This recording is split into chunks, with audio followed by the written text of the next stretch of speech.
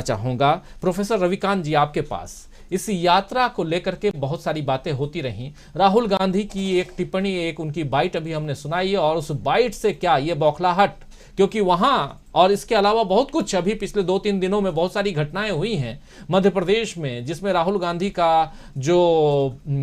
Aggressiveness है वो साफ दिखाई दे रहा था। क्या कहेंगे आप, ये एक भूल है बीजेपी की तरफ से, या एक सोची समझी रणनीति है जिसके तहत पाकिस्तान जिंदाबाद के नारे लगाते हुए डॉक्टर्ड वीडियो को लाया गया?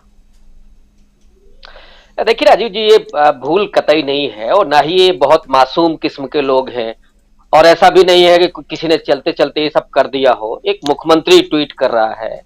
अमित मालवीय जो आईटी के प्रमुख हैं उन्होंने ट्वीट किया है, तो आप इसको अनजाने में नहीं कह सकते। असल में सैकड़ों करोड़ रुपए लगा करके जिस राहुल गांधी को, इमेज को खराब किया गया था, जनता के बीच में उतर करके, सड़क पर उतर करके राहुल गांधी ने जिस तरह से लोगों के बीच में अपनी उस पहुंच को कायम किया है और उसके जरिए लोगों को समझने की कोशिश की है। सच्चाई यह है कि लोग राहुल गांधी को समझ रहे हैं। राहुल गांधी तो देश को, लोगों को समझ ही रहे हैं, लेकिन इसके जरिए लोग भी राहुल गांधी को समझ रहे हैं, और समझने का परिणाम यह है कि बिना बुलाए, बिना किसी प्रयास के आप देखिए कि लगातार लोगों का हुजूम, और वो सिर्फ दक्षिण भारत में नहीं, केरल में नहीं, बल्कि जिसकी चिंता लोग कर रहे थे या जिसको लेकर के लोग कमेंट कर रहे थे कि मजा तो तब आएगा जब राहुल गांधी हिंदी पट्टी में आएंगे, लेकिन महाराष्ट्र में जब वो आते हैं और वहां सावरकर को लेकर के टिप्पणी करते हैं, तब भी राहुल गांधी कहीं कोई जोश कम हुआ, ना ही लोगों का उत्साह कम हुआ, ना लोगों का आवागमन कम हुआ, बल्कि मध्य प्रदेश में भी जब उन्होंने प्रवेश किया तो लोगों का हुजूम उनकी तरफ आकर्षित होकर के बढ़ रहा है, उनसे मिल रहा है, उनसे बातचीत कर रहा है, उनको देख रहा है। तो ये जो इमेज जो खराब थी, वो आज राहुल गांधी अपनी इस पदयात्रा के जरिए, जिसको मैं बार बार साहसिक पदयात्रा कहता हूं और ऐतिहासिक पदयात्रा, मैंने ये भी कहा था एक दिन कि हम लोगों ने नहीं देखा गांधी की यात्रा को, बाबा साहब अंबेडकर के महाड़ आंदोलन को,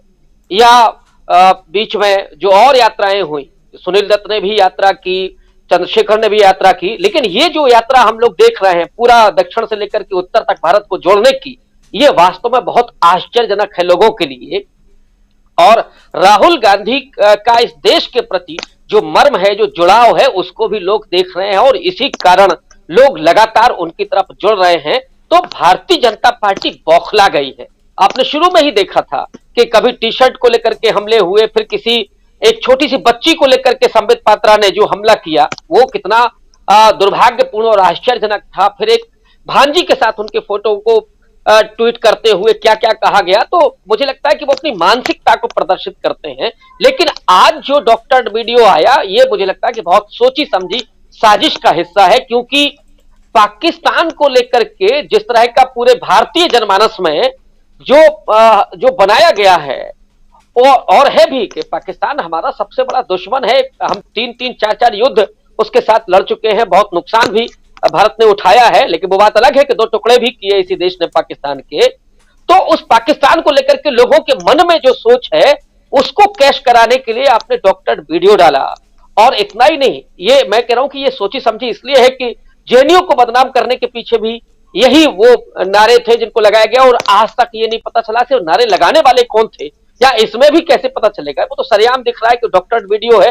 तो मैं समझता हूं कि ये भारतीय जनता पार्टी की बौखलाहट है कि राहुल गांधी की इस पदयात्रा को और लोगों के साथ जुड़ने का उनके पास जवाब नहीं है। उनके पास नीतियां ऐसी नहीं है कि जो लोग उनकी तरफ आकर्षित हो। केवल एक सांप्रदायिक उन्माद और नफरत और घृणा की राजनीति के जरिए कब तक लोग आपके साथ जुड़ेंगे, कब तक लोगों के साथ आप झूठ बोल करके उनको ठगते रहेंगे। तो आज जो सच की लड़ाई लड़ने के लिए राहुल गांधी आ रहे हैं, उसके जरिए जो पूरा भारत एकत्रित हो रहा है और उनमें विश्वास जाहिर कर रहा है, उसके वजह से ये भारतीय जनता पार्टी में बौखलाहट है। और मध्य प्रदेश में तो अगले साल ही चुनाव है, और वहां जिस तरह से शिवराज सिंह चौहान ने हमला किया है, मुझे लगता है कि शिवराज सिंह चौहान को ये लगने लगा है कि मध्य प्रदेश में ये यात्रा कितना बड़ा असर डालने जा रही है, इसलिए इसको शुरुआती दौर में ही इतना बदनाम कर दिया जाए कि ताकि लोगों के मन तक ये पहुंच जाए। और मुझे लगता है कि इसमें वो कामयाब भी हो गए हों। व्हाट्सएप के जरिए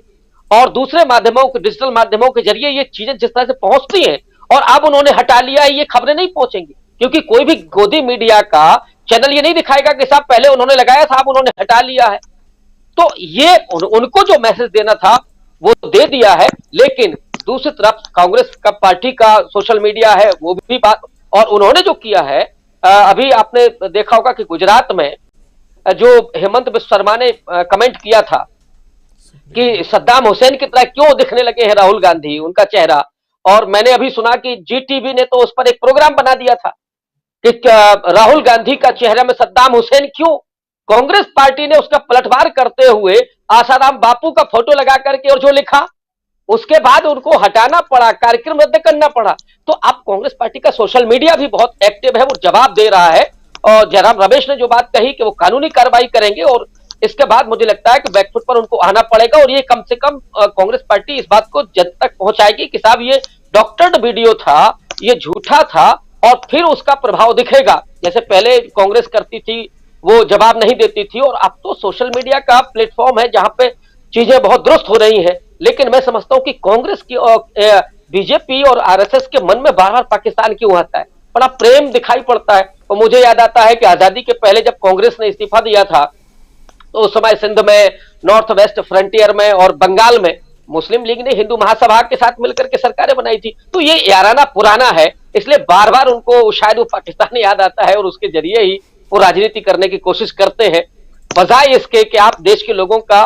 भविष्य बनाएं, नौजवानों को नौकरियां दें, रोजगार दें, महंगाई कम करें, आप ऐसी आर्थिक नीतियां बनाएं। लेकिन इस पर काम करने के बजाय बीजेपी जो लांछित करके और विपक्ष को कमजोर करके जो राजनीति करती है, मुझे लगता है कि आने वाले वक्त में इस तरह की राजनीति के लिए स्पेस बचेगा नहीं। और कांग्रेस पार्टी जिस तरह से मजबूत हो रही है, हालांकि उनके अपने थोड़े से अंतर्विरोध है,